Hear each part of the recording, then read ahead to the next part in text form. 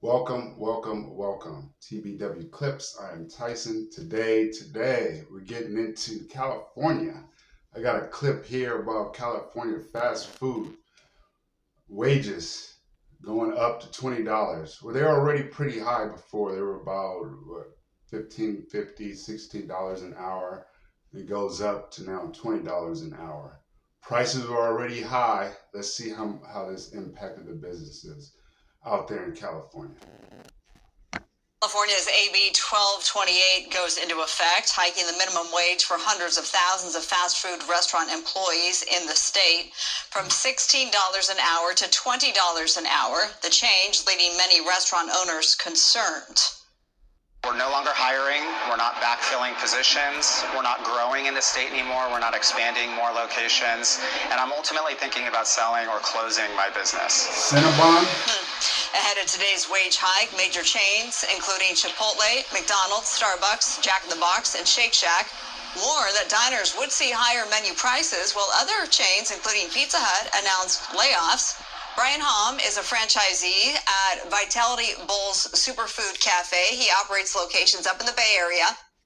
So I think the issue here is small business owners. So small business owners, they go and they purchase franchises like McDonald's or Burger King. Now, because there's so many Burger Kings, they're included in the minimum wage hike.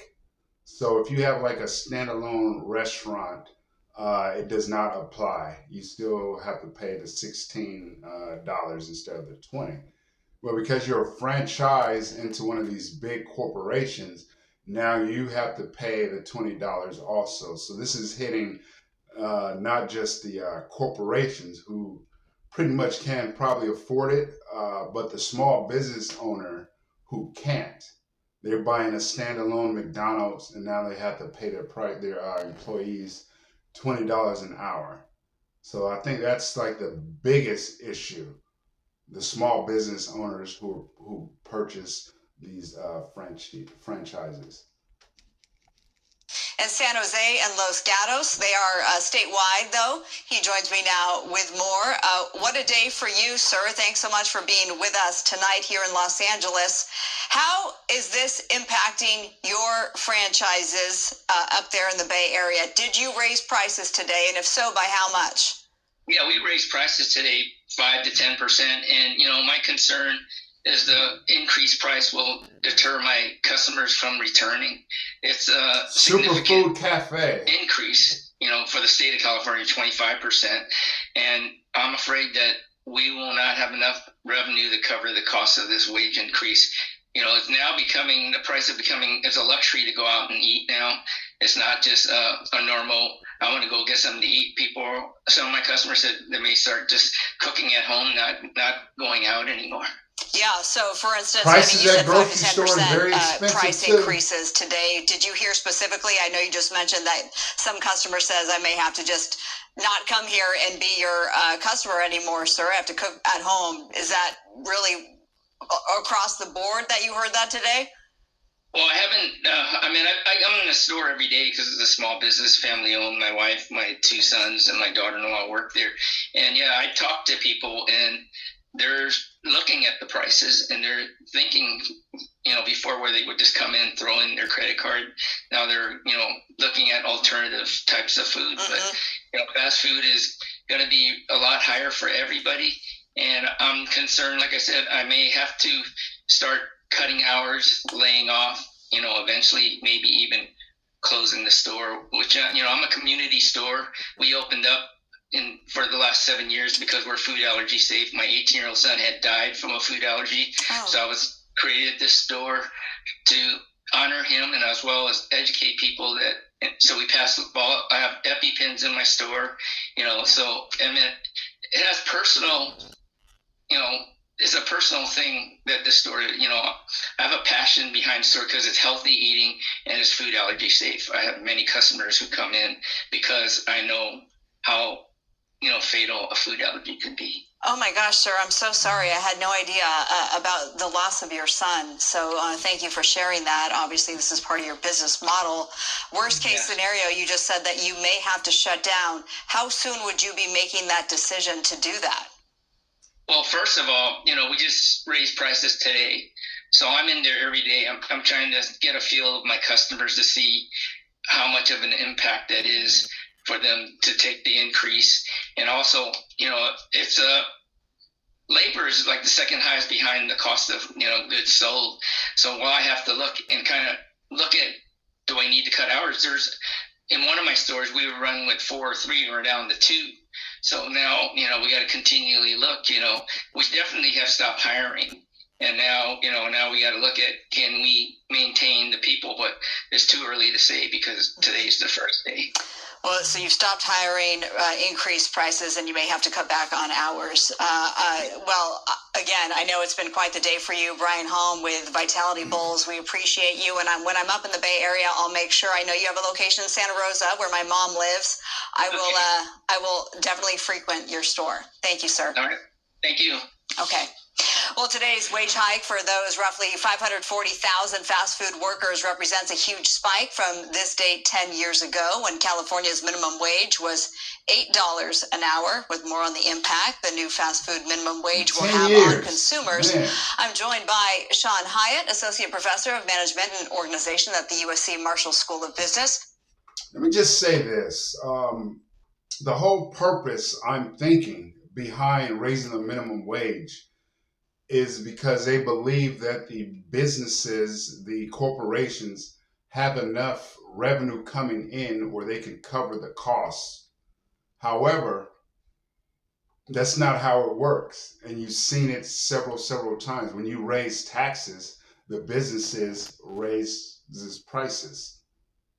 So the only people that raising taxes and forcing people to pay a certain amount of money to their employees, that just affects the consumer. It really doesn't have much. Well, it does have effect on the business itself because the small business owners who can't afford what the corporations, they have to shut down. The corporations, they'll just, hey, you guys just pay a higher price. They could lower their revenues and take it, but that's not what they're doing. They don't do it at all. So why do this? It's just to hurt the consumer. That's what it comes down to. Professor Hyatt, thank you so much. I think you just heard my conversation with Brian Halm, a franchisee. That's a lot of bad news just in, a 3-minute time span. What's the upside of this new law?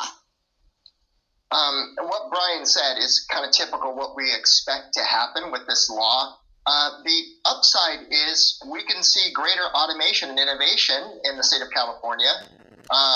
If I were investing, I'd invest in Miso Robotics and Pyramid, a German company that makes the kiosks for these franchise and fast food restaurants, because if they're going to...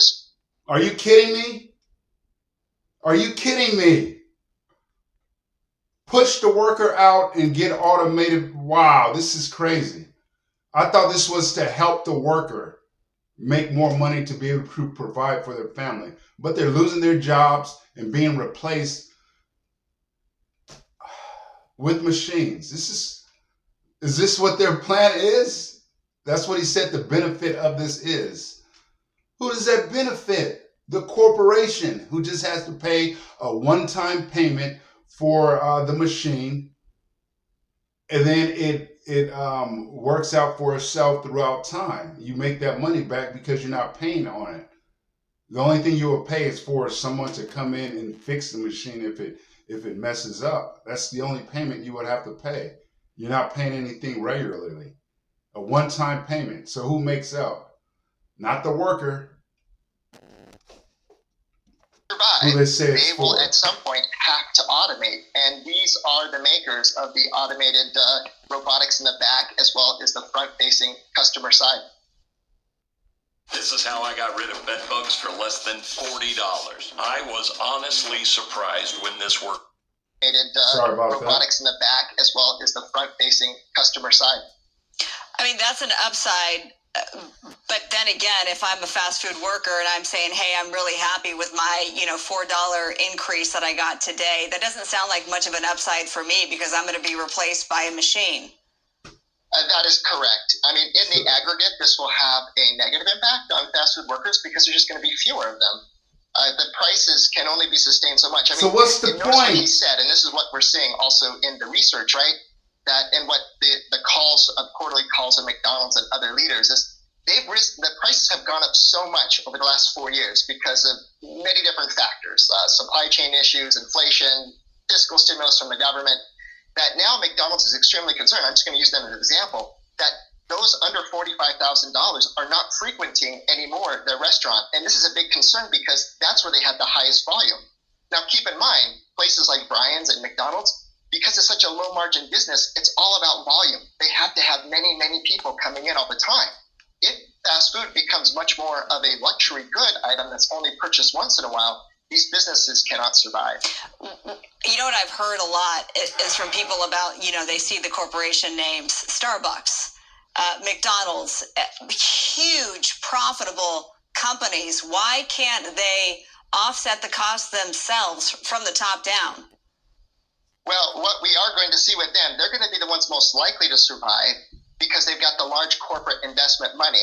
So they can receive, especially even the franchise owners who run these, can work with McDonald's to get those capital investments to buy like a Flippy, which is that automated robot that makes the burgers and the fries. I mean, if you run, just look at the economics of Flippy, okay, that can do everything in the back. One Flippy that runs 18 hours a day, essentially, after the cost and the service and everything, works for $7.30 an hour.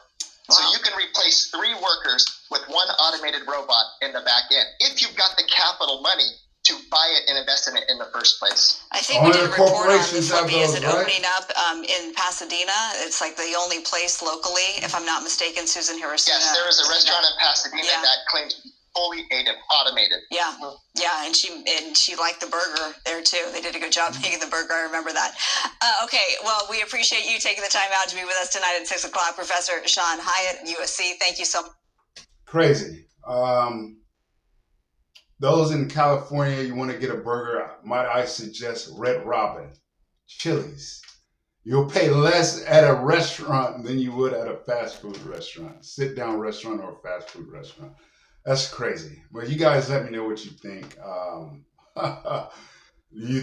See, one thing you can't do, you cannot lower the minimum wage. The impact on this, you can't reverse it. So sooner or later, from $20, it's probably going to go even higher. Well, you guys let me know if you guys think the $20 an hour minimum wage hike in California is good. Is it good for the workers? Is it good for anybody? And you guys take care, and thank you so much for watching.